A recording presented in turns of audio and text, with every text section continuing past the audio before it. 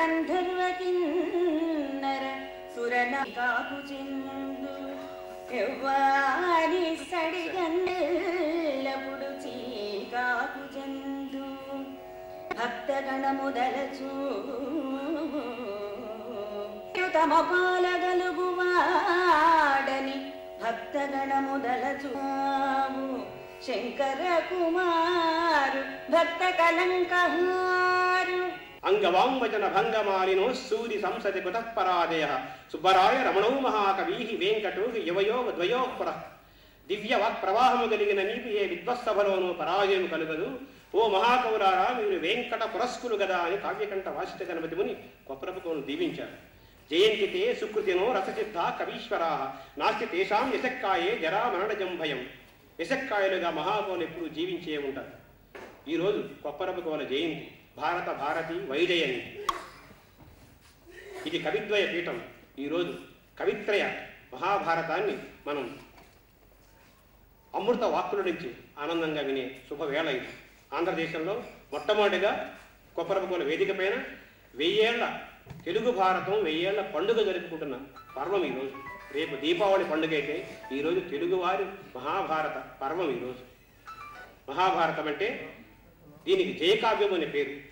ఈ మహాభారతం చదివినా విన్నా తలుచుకున్నా జయము కలుగుతుంది, శుభము కలుగుతుంది. రామాయణం కరుణరస ప్రధానమైనది, భారతం శాంతరస ప్రధానమైనది. దీనికి నాయకుడు ధర్మరాజు. ఈ భారతం వింటే శాంతము, సౌభాగ్యము, సౌశీల్యము అన్నీ మనకు లభ్యమవుతాయి. ఈరోజు భారతం ఈ రోజుకే కాదు, ఎప్పటికీ మహాభారతం మన భారత జాతిని నడిపించే బహోజ్వలమైన కావ్య రాజం.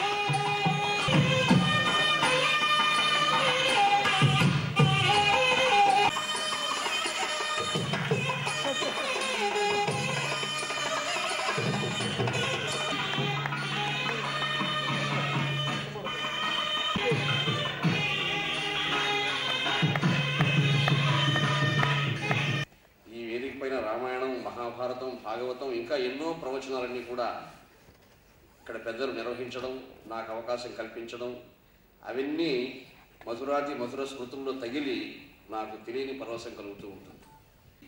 ఒత్తిడి పెరిగింది ఆయన. ఆ ఒత్తిడి భరించలేక సమావేశం ఏర్పాటు చేసుకున్నాడట. చూడండి, వారు చెప్పినటువంటి సన్నివేశం, తగినటువంటి సన్నివేశం ఉంది ఇక్కడ. పాండవుల యొక్క 7 అక్షౌహిణుల సైన్యాన్ని పూర్తిగా నిర్మూలించడానికి మీకు ఎంతకాలం పడుతుంది తాతగారు అని మహాసేనాధిపత్యం వహించినటువంటి భీష్ముల వారిని దుర్యోధనుడు అడిగాడు. దుర్యోధనుడికి భీష్ముడు చెప్పాడు, నాకు 1 నెల రోజులు పడుతుంది, 30 రోజులు నేను యుద్ధం చేశానంటే పాండవులను నిర్మూలించే ఏమీ ఉండదు అన్నాడు. ద్రోణుని అడిగాడు. ద్రోణుని అడిగితే నాకు కూడా 30 రోజులు పడుతుంది అన్నాడు. దుర్యోధనుడి మనస్సులో ఏమిటంటే ఒత్తిడి కదా బాగా, ఇద్దరు కలిసి యుద్ధం చేస్తున్నారు కాబట్టి 15 రోజుల్లో నిర్మూలించవచ్చు. ఈ విధంగా తన మనసుకు తన సమాధానం చెప్పుకోవడం. మనకు పిల్లలకు కూడా పరీక్షలు వచ్చినప్పుడు సరిగ్గా చదవని వాడికి ఒత్తిడి ఎక్కువ, చదివిన వాడికి ఒత్తిడి ఉండదు. అంతవరకు యుద్ధం అనుకున్నాడు కానీ ఆ వ్యూహానికి తగినటువంటి ప్రణాళిక తన మనసులో ఎంత ఉన్నది, ఏమి ఉన్నది అనేది యుద్ధం దగ్గర పడే కొద్దీ సమీక్షించుకోవడం ప్రారంభించాడు దుర్యోధనుడు. అప్పటికి ఆలస్యం అయిపోయింది జీవితంలో. సరే, ఈ చర్చ జరిగింది ఇక్కడ. ఇది గూఢచారం ద్వారా ధర్మరాజు తెలుసుకున్నాడు. ఆయనకు కూడా ఒక ఉత్సాహం కలిగింది, మన బలంలో కూడా ఇటువంటి సమీక్ష ఒకటి చేద్దామని. ఆయనకి ఎక్కువ కృష్ణ భగవాను కంటే ఆప్తులు ఎవరున్నారు, కానీ ప్రత్యక్షంగా ఆయన అడగలేడు, బావగారు మీకు ఎంతకాలం పడుతుంది వాళ్ళని నాశనం చేయడానికి. అలా అడగడం కూడా ఆయనకి ఇష్టం ఉండదు. అందుకని అర్జునుడిని అడిగాడు. ఆయన అడిగితే కృష్ణుడిని అడిగినట్టే. అర్జునుడు ఒకే మాట అన్నాడండి, అన్నా శ్రీకృష్ణ భగవానుడి తోడ్పాటు మీ ఆశీస్సులు ఉంటే ఒక్క 11 లక్షల కౌరవ సైన్యం కాదు, దేవదానులతో కూడా ముల్లోకాలని ఒక క్షణంలో భస్మం చేయగలను అన్నాడు. ఒకే క్షణం. ధర్మరాజు నన్ను కాస్త సాంత్వనపరిచే ప్రయత్నంలో తమ్ముడు ఇలా చెప్తున్నాడా అనుకున్నాడు, కానీ అది నిజం. అనుమానం బదియేల నీమది మదీయ స్థార బాహా బలంబు నిరూపింపదలంచితేని వినుము ఏపుంచేవయుం చూపి కృష్ణుని తోడ్పాటును.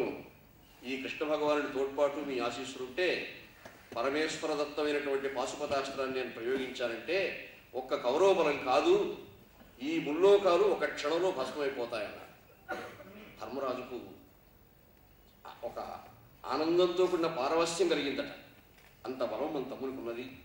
ఈ బలం వెనుక భగవంతుని యొక్క ఆశీస్సులు ఉన్నాయి కాబట్టి వాడెవడో 30 రోజులేమిటి 15 రోజులేమిటి ఇవన్నీ అని అంటే ఈ చర్చ దేశ దేశాల్లో కూడా ఇటువంటి ఐతిహ్యాలని పెద్దలు చెప్తూ ఉంటే మహాభారతంలో లేని సమాజంలో లేదు. ఒక్క క్షణంలో ఆయన భస్మం చేస్తానన్నాడు అర్జునుడు. అంటే కాలం యొక్క పరిమాణం, కాలం యొక్క విలువ, కాలాన్ని ఎలా మనం కొలబద్దగా చేసుకుని పురోగమిస్తాము, ఈ అంశాలన్నీ కూడా మనం మహాభారతం నుంచి నేర్చుకోవాలి. మహాభారతం నుంచి నేర్చుకోవడం అంటే ఇప్పుడు కొప్పరపు కవుల జయంతి ఈరోజు మహానుభావులు గంటకు 500 పద్యాలు వారు చెప్పగలిగారు అంటే కాలం. వారు కాలాన్ని, కాలపురుషుని ఎంత ఉపాసించారు, కాలం ఎంత వాళ్ళు అనుకూలంగా చేసుకునే ప్రయత్నం చేశారు, వారి సమయస్ఫూర్తి ఎంత, వారి అధ్యయనం ఎటువంటిది, వారి తపస్సు ఎటువంటిది, వాంగ్మయ తపస్సు అన్నది. అన్నాడు స్వర్గానికి వెళ్ళాడు, సశరీరంగా స్వర్గానికి వెళ్ళాడు ధర్మరాజు.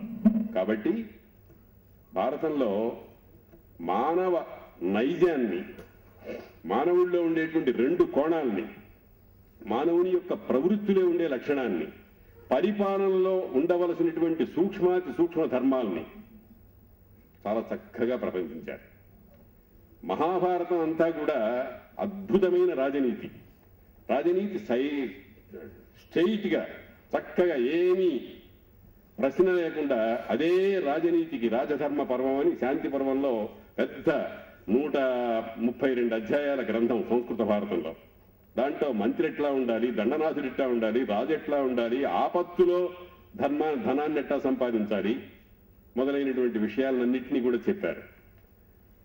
కాబట్టి ప్రస్తుత రాజకీయమైనటువంటి వాతావరణంలో ప్రతి వ్యక్తి కూడా, అంటే ముఖ్యంగా మంత్రి పదవి పాలనా వ్యవస్థలో ఉండాలి అనే ప్రతివాడు కూడా ఒక్కసారి శాంతి పర్వం చదవాలి, తిక్కన గారి శాంతి పర్వం. ఎందుకనంటే అది ఎవరినో రక్షించడానికి కాదు, తన్ను తాను రక్షించుకోవడానికి. మనకందరికీ కూడా ఒక పెద్ద మహాభయంకరమైనటువంటి ఒక ప్రమాదం పొంచుకొని ఉంది. ఏమిటంటే మనిషితనం పోయే లక్షణం. అది పోతే ఇంకేముంది? అది పోకుండా ఉండాలి అని అంటే భారతాన్ని అధ్యయనం చేయాలి.